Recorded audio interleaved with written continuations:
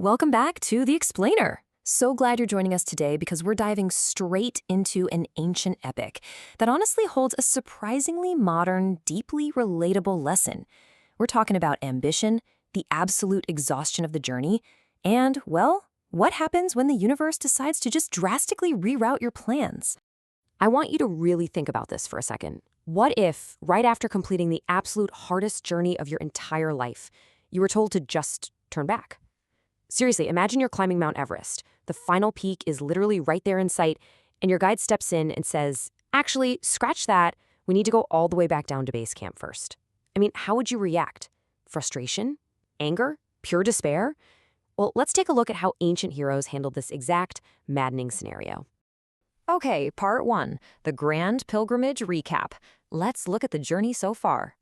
Okay, let's dive into this. We are stepping right into the middle of the Mahabharata, where King Yudhishthira's group has just pulled off the unthinkable. And I mean, they didn't just take a long hike. This was a brutal combination of extreme physical endurance and intense spiritual dedication.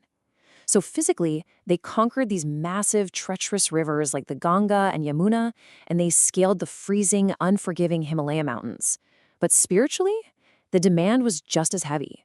They were performing sacred ablutions with the Brahmanas, the esteemed scholars and priests. They were worshiping the gods with flowers and water, and gratifying their ancestors, the Pitris, with offerings of fruits and roots. This was a total mind, body, and spirit marathon. Just consider the sheer scale of the sacred spots they visited. I mean, we've got the Ila, Saraswati, Sindhu, Yamuna, and Narmada rivers. They literally tracked down the very source of the Ganga.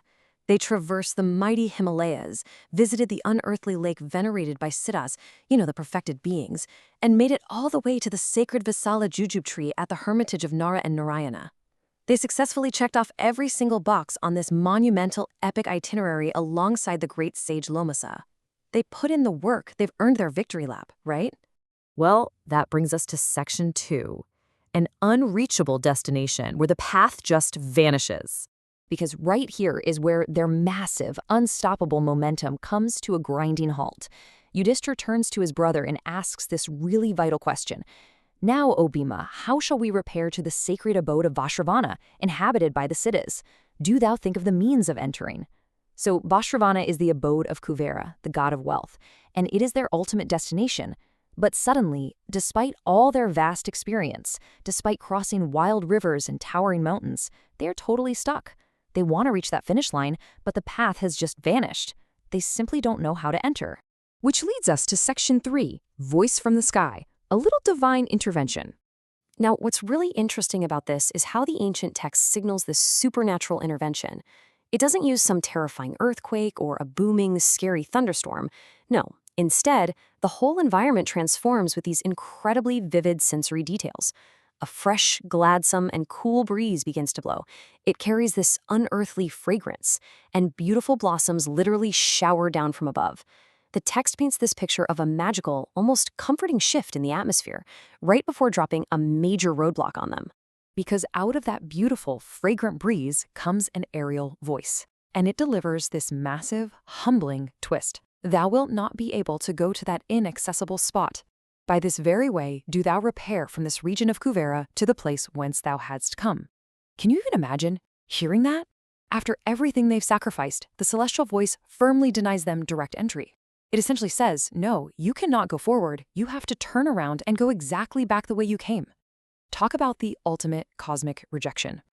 So let's look at section 4, the divine detour, getting the cosmic itinerary. Now, the celestial voice doesn't just leave them in despair, right? It gives them a very specific cosmic itinerary, almost like a literal step-by-step map. Step 1, return to the hermitage of Vadari, which is exactly where they started. Step 2, proceed to the hermitage of Vrishaparva. Step 3, pass to the hermitage of Arshtisena. And only then, step 4, finally behold the abode of Kuvera. The universe is telling them loud and clear they just aren't ready for the shortcut. To get to where they want to go, they have to take the long, winding way around.